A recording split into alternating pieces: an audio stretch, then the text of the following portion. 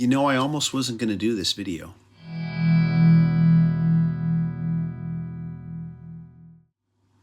Happy New Year, everybody. This is TJR. You know, in years past, I've always done a year-end best new albums I listened to in 2020, 2019, 2018, 17, 16, so on and so forth. I've always done one.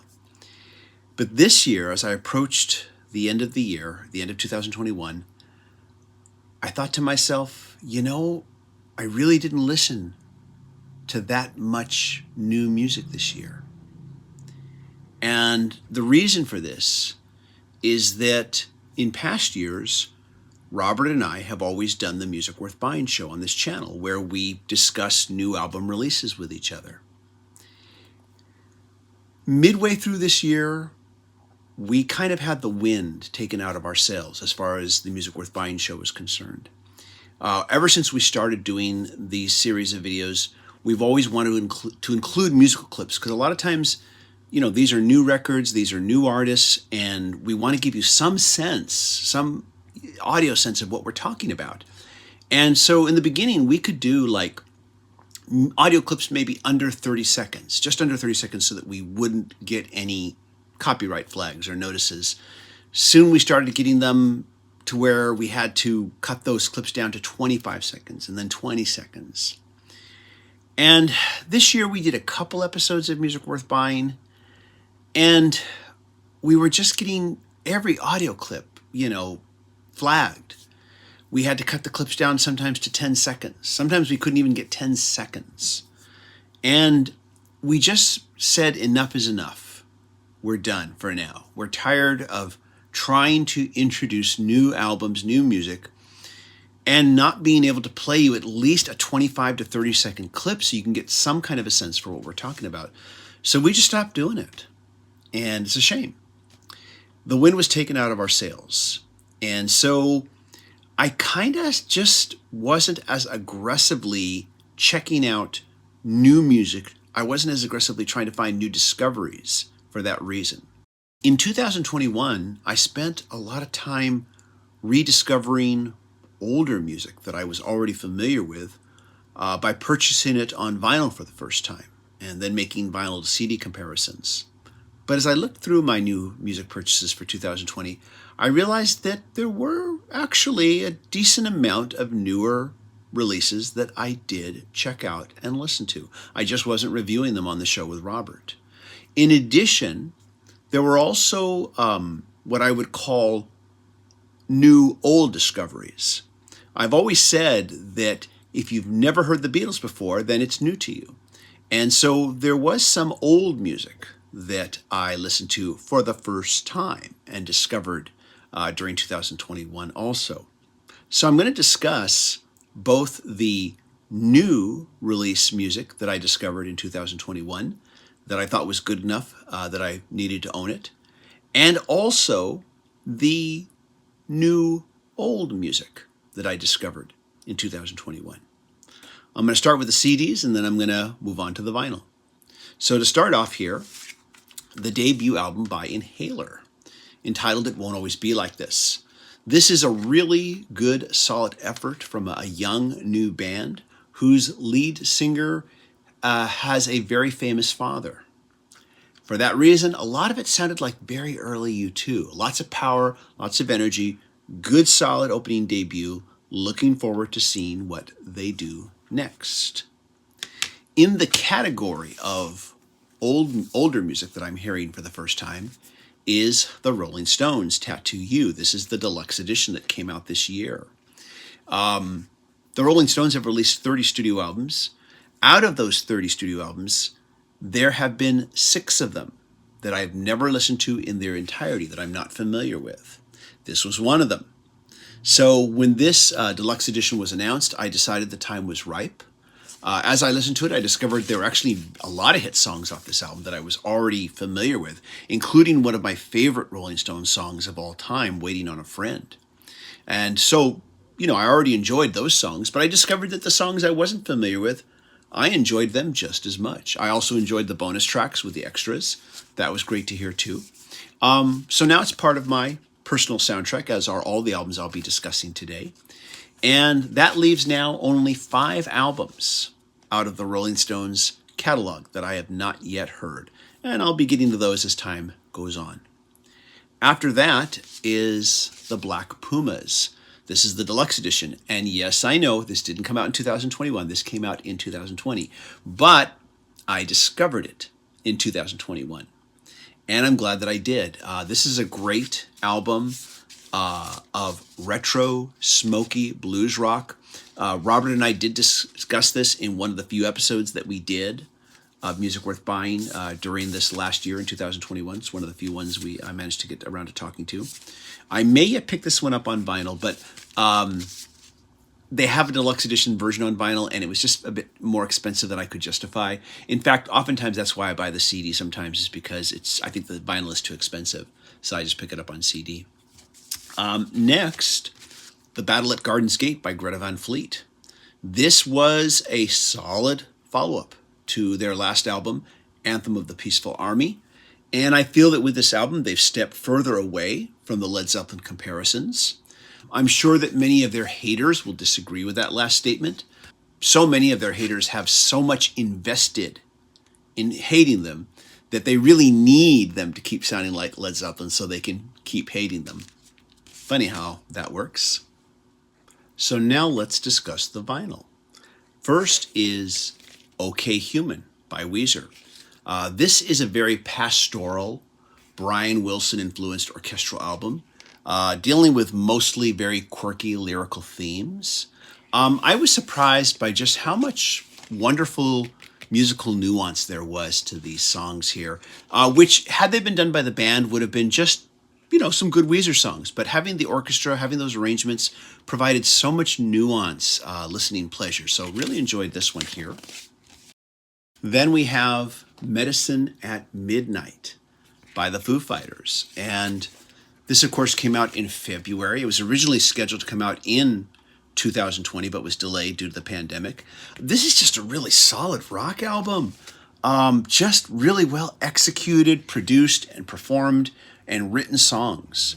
Just some kick-ass rock. I mean, yeah, we don't get enough of this these days, so great to be able to hear this one. Then we have Edie Brickell and the New Bohemians, Hunter and the Dog Star. This album was a real surprise. I mean, first of all, I was just surprised to see a new album by Edie Brickell and New Bohemians. Didn't know they were still going to be doing anything in the near future. I kind of thought that they were kind of done with. So yeah, this album just was a real surprise also musically. It's upbeat, full of just boundless energy. It's incredibly uplifting. Don't expect the 90s sound that they had that was kind of Grateful Dead influence. Expect a more upbeat pop and even a little bit of prog rock influence as well. Really, really enjoyable album. A real surprise for this year. Then we have Hardware by Billy Gibbons. And this is an incredibly excellent, solid follow-up to his last solo effort, The Big Bad Blues, showing more diverse musical influences. It really ups the game set by The Big Bad Blues. Once again, solid, heavy boogie-woogie blues rock, but just upping the game from the last one. Really, really enjoyed this one. Next is Exordium by Witch. What can I say here? One of the best heavy metal albums I have heard in quite a while. Great playing, great vocals, crushing guitar riffs, very dark and very intense. And yeah, a whole lot of fun. Absolutely. I discovered this next band with their last album entitled Free Yourself Up. This is Lake Street Dive. This is their latest album entitled Obviously. A very solid follow-up to the last album. A lot of great late 70s and early 80s influence pop with subtle elements of jazz. These are all excellent players and just, once again, really fun, really enjoyable music. Now, getting back to the category of older music that I'm hearing for the first time, I have both the first debut album by the Tomtom Club, and their last album entitled The Good, the Bad, and the Funky. And this was a Record Store Day release here. And man, I never really paid too much attention to this Talking Heads spin-off band, but I really enjoyed hearing both this first album and their last album. The first album, of course, features Genius of Love, which so many other artists have either sampled or adapted it into their own works. It's not funny. But these were both really fun albums. Fun, trippy, hippie, dippy dance music is how I describe it. A lot of fun. Also in the realm of hearing older music for the first time is the self-titled second album by Beverly Glenn Copeland. This was a Vinyl Me Please Essentials selection of the month.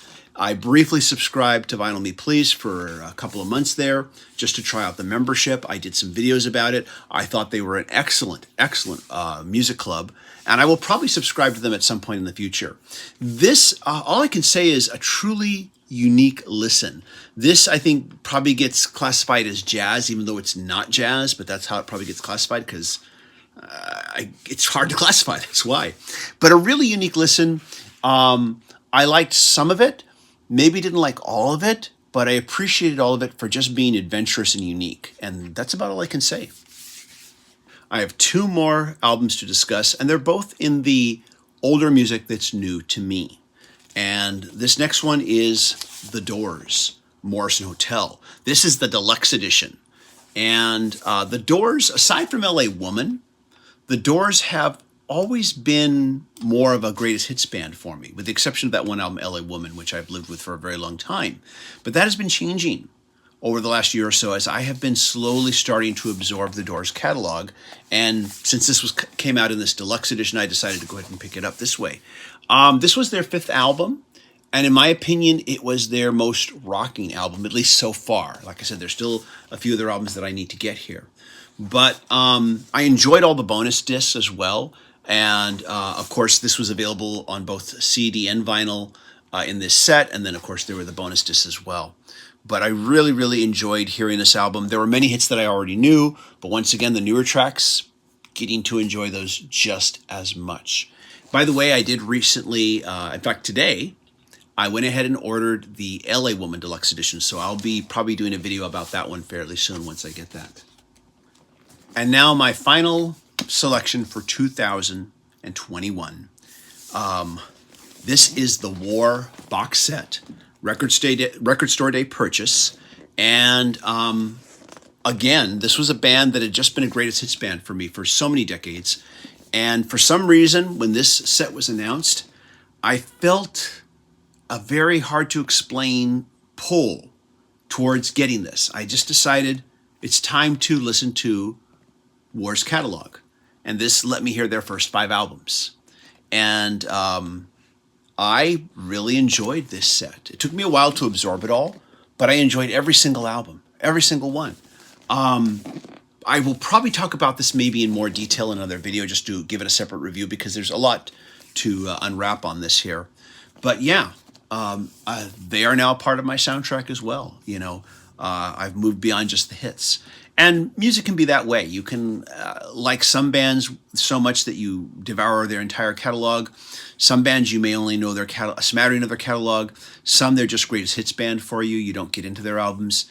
But this is a band that graduated from greatest hits to, like I said, now having absorbed not their entire catalog, but the first 5 albums, which I guess are considered very essential, since it's all the original lineup with these first 5 here. I think after that, maybe some of the lineup started to change.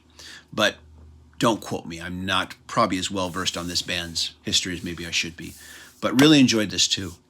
So as it turned out, there was a fair amount of new releases that I actually did pick up and listen to in 2021.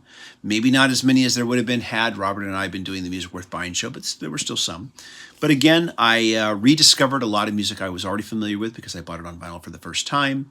And this isn't even counting, box sets that I got over the year, like the Let It Be box set, the Kiss Destroyer set, the Black Sabbath Technical Ecstasy set, which I've done videos on and talked about on this channel. But yeah, rediscovered a lot of older music by buying it on vinyl for the first time, but also just discovering older music for the first time as well. So there are my music discoveries for 2021. Let me know yours. Let me know what your best new releases were that you heard in 2021 and your best new old releases that you're finally getting around to for the first time as well. I want to thank you all so much for watching. As always, if you like what I do here, be sure to click like, click subscribe, smash the bell notification icon so you never miss a video. And if you'd like to show an extra level of support, please consider becoming a patron supporter. Patron supporters receive access to exclusive content and early access to selected videos. And if you can't be a patron supporter, that's fine. Just click like. Everybody, thank you again for watching. Hope you all stay safe and healthy, and Happy New Year. Bye-bye.